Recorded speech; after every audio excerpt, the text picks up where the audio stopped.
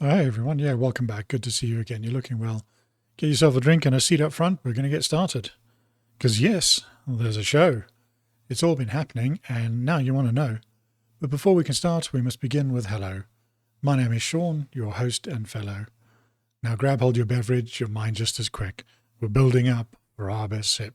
So join me now for the greatest pleasure, where we unwind this world together. It's time now. It's time for the sip. Let's do it now. Let's do it quick. Go!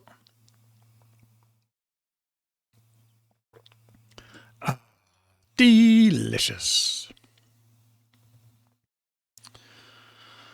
Well, in Tokyo, in Japan, a missing penguin triggers a citywide search, found enjoying a sushi warehouse. Staff at an aquarium in Japan launched an extensive search operation after discovering one of their penguins had disappeared from its enclosure overnight.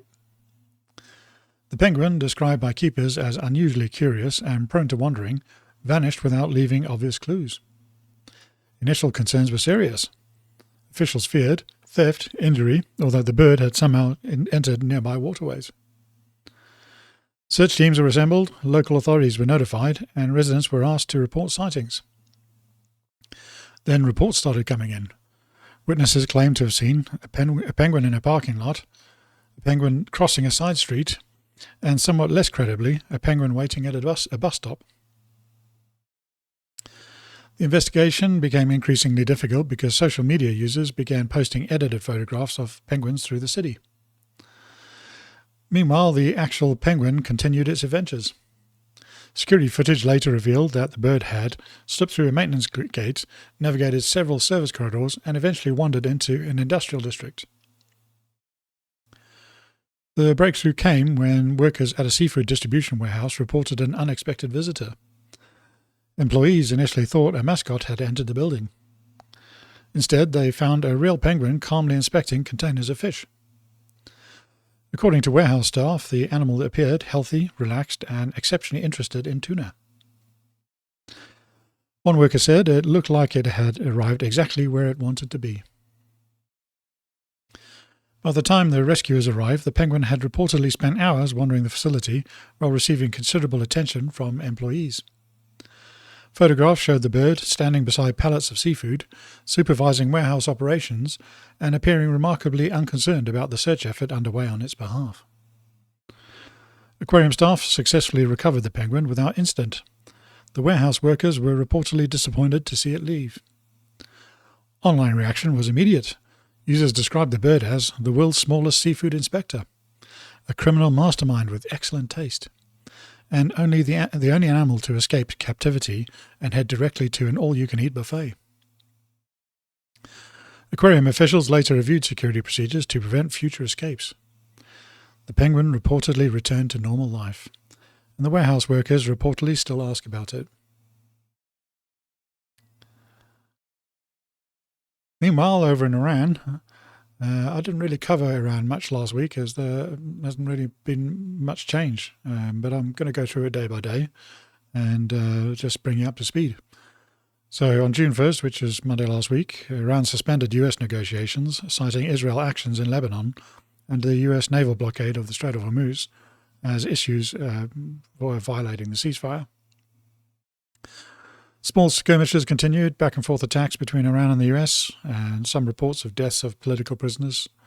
The IGC has been trying to take control of politics again, and the Iranian president has resigned because he no longer has control of the country. On June 2nd, Iran reviewed the security deal with Trump, according to Trump, and tensions continued over the Lebanon-Hezbollah-linked attacks. Then on June 3rd, Iran launched a barrage of attacks on Gulf states, targets including one that struck the Kuwait International Airport. They also attacked US targets, which the US intercepted most of, and responded by bombing those Iranian locations. The House also passed a war powers resolution seeking to restrict the actions of the president. But we'll wait and see how long that lasts. On June 4th, talks continued with signs of progress on the nuclear question, but still no real negotiation. And similarly, on June 5th and June 6th, continue back and forth. The US downed, the skirmishes continue back and forth. US downed more Iranian drones, and Iran was still trying to target US ships. Then yesterday, on June 7th, we reached 100 days of war, and Iran launched a number of missile attacks at Israel, and Israel responded by attacking targets in Iran. So, yeah, there's not been a lot of change. Negotiations are still ongoing. Iran is still resisting, citing the clashes with Lebanon as a red line for them. Hezbollah are rejecting any ceasefire and continue attacking Israeli positions within Lebanon, which then makes Israel attack those positions in southern Lebanon, which then makes Iran complain that Lebanon is being attacked. Ultimately, for any ceasefire to be effective, something's got to break that cycle, and both Hezbollah need to stop the attacks, and Israel need to pull back from the positions in Lebanon. Otherwise, they're just going to continue to run circles around Trump. One other criticism I have of Trump at the moment is that we've heard quite a lot about Iran's military being defeated and non-existent, and somehow they still keep on firing off ballistic missiles and drones almost at will. The drone that hit the Kuwaiti International Airport was pretty serious. There's a video of it hitting the passenger terminal. Quite a big explosion. The terminal had only been recently been opened after previous issues. It apparently is open again now, but I don't think it's in full operation. Meanwhile, over in the UK, David Lammy admits that arrangements can be made amid calls for prisoner swap to free British couples locked up in Iran.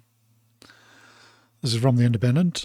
Craig and Lindsay Foreman have been sentenced to 10 years on espionage charges, which they deny, following their arrest during a trip to the country 17 months ago. They say the British government is failing to act on clear signals from Iranian officials that Richard Jan, who was once described as Britain's worst stalker, is key to their release. The joint investigation by The Independent and Sky News has uncovered a 15-year campaign by high-ranking Iranian officials for Jan to receive urgent health care in prison and be returned to Iran. So, this seems to be part of a negotiation tactic on the part of the Iranian government. Lindsay and Craig were on a round-the-world motorcycle trip when they were arrested in January 2025 for espionage. Iran has been trying to free Jan for a number of years, and it looks like Craig and Lindsay have just become an unfortunate pawn in those negotiations. They were on a worldwide bike tour, and I think there's probably more efficient methods for them to be spying on Iran if they were. For Jan himself, he was actually born in Britain, so it's interesting that the Iranian government are fighting so hard to keep him, get him released. Over a 10-year period, he was harassing hundreds of council and social care workers with thousands of crank calls and messages. Then he firebombed one of the councillors' houses and torched another's car. Attacked one council worker with a brick, slashed tyres of others, and poured petrol through letterboxes. The judge jailed him for life, and so far he's served 23 years so far. The UK has said nothing's on the cards officially, but the fact that David Lammy is bringing that up in public likely means they're considering it and just testing the waters. I would expect that it would probably go through, just given the 2-for-1 on offer essentially, and also offloading what seems to be quite a problematic individual. That could also bring future problems as well. You never know. Still in the UK and from Ground News, JD Vance blames mass invasion of migrants for Henry Novak's death. Downing Street strongly condemned comments by US Vice President JD Vance, criticising outside figures for trying to interfere in our democracy and seeking to stir up division on our streets. Vance ignited a major diplomatic row by blaming a mass invasion of migrants for the tragic death of 18-year-old British student Henry Novak, claiming on X that Novak would still be alive if Europe had stood its ground. The murder has fueled massive local and international tensions, despite both victims and his killer being British citizens. As the 23-year-old convict, Vikram Digwa, is a British-born Sikh man who was sentenced to life in prison this week. And the response, which is also from Ground News here, Lammy, I told Vance, Novak case has nothing to do with mass migration. On Saturday, Deputy Prime Minister David Lammy told Vance he was wrong to link Henry Novak's murder to immigration, emphasising that the perpetrator, Vikram Digwa, was British-born. Vance claims that on Friday that Novak died because European elites failed to stop the mass invasion of migrants, following the State Department's comments on two-tier policing, which Downing Street rejected. I spoke about that on Friday, actually, and you can clearly see from the training material that two-tier policing is in effect.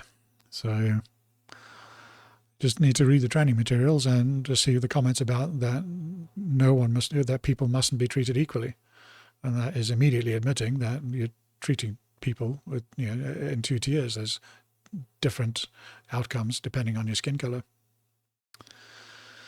The framing here and the counter-framing is quite interesting. I'll start with the most interesting one, and that is, for me at least, and that is that David Lammy has suddenly been appearing in a lot more public interviews. Could it be that Labour are prepping the first black Prime Minister for if Keir Starmer steps down? Maybe. It would fit with the identity politics so favoured by the left. Not to mention David Lammy is also a Fabian member, as he also already has the credentials that really matter. Fabian Society's recent mascot was that of a wolf in sheep's clothing, which is quite entertaining when you have someone named Lammy Lamb, who now may become the big wolf in charge. On the subject of the murder itself, yes, Digwa is British-born, and so was his father, so he was a second generation. The question being asked is if he would have been there if it wasn't for mass migration. And the answer may lie in his mother, who was born in India and moved to the UK in 1995 after marrying in India. If Digwa's grandfather hadn't moved to the UK, then this murder wouldn't have happened. And if his mother had not moved to the UK, then it also wouldn't have happened. But I'm not sure you can completely blame this on mass migration. 1995 was a long time ago, well before when the main influx of migrants hit the UK. I think what can be blamed is the lack of cultural integration. There's no reason that the kirpan should be allowed in public in the UK. You can use small ceremonial pins to represent your faith, as has happened in several other countries. So, I'm not sure it's going to be the best line of attack there. Still from ground news, troubled £6 billion Ajax armoured vehicle may never be fit for combat, MPs have warned. MPs have raised serious questions over whether the £6.3 billion Ajax armoured vehicle will ever be fit for combat, citing persistent noise and vibration issues affecting crews. Although cleared for operations last November, exercises were halted within weeks because soldiers experienced symptoms linked to noise and vibration, forcing mandatory maintenance checks at every stop. The Public Accounts Committee warned of unrealistic expectations about safe operation and demanded to know how much manufacturer General Dynamics will pay for delays in delivering a vehicle that is not fit for purpose. Or delays in delivering a vehicle that is fit for purpose. Parliament also criticised bureaucratic delays in publishing the defence investment plans, which was originally due last year, but has been repeatedly postponed during the past months. Prime Minister Sir Keir Starmer promised that the investment plan before the July 7th NATO summit in Turkey, while the MOD highlighted a generational increase of £270 billion in defence spending. So, this ties to another story I did from last week, which is about the Tempest next generation fighters that were supposed to replace the Rafales currently in use. And they may only be ready in another 14 years at the moment.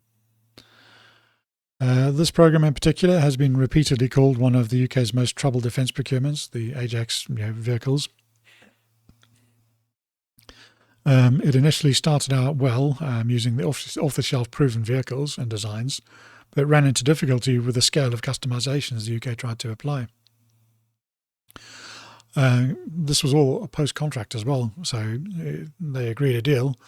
General Dynamics agreed to do it at a fixed price, also agreed that the manufacturing should happen in the UK, which, good for the UK that they got a fixed price, and good for the UK that they got the manufacturing in the UK.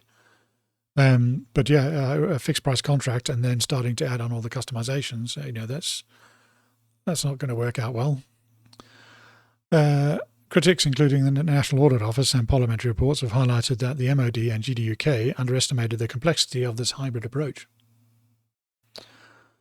So, yeah, given the dreadful state of the Navy at the moment and the Air Force that can't replace their planes for another 10, 15 years, and now the ground forces that are still going to be using vehicles from the 1970s, UK is in a great position militarily at the moment. So, yeah, that kind of brings me to the end of my notes. And all I'll say now is my final thought is when things don't go to plan, be open and honest. Don't hope that it will improve on its own. There's nothing wrong with course correcting, but seeing the problem is half the battle. And with that, I will wish you well and say, see you later. Cheers.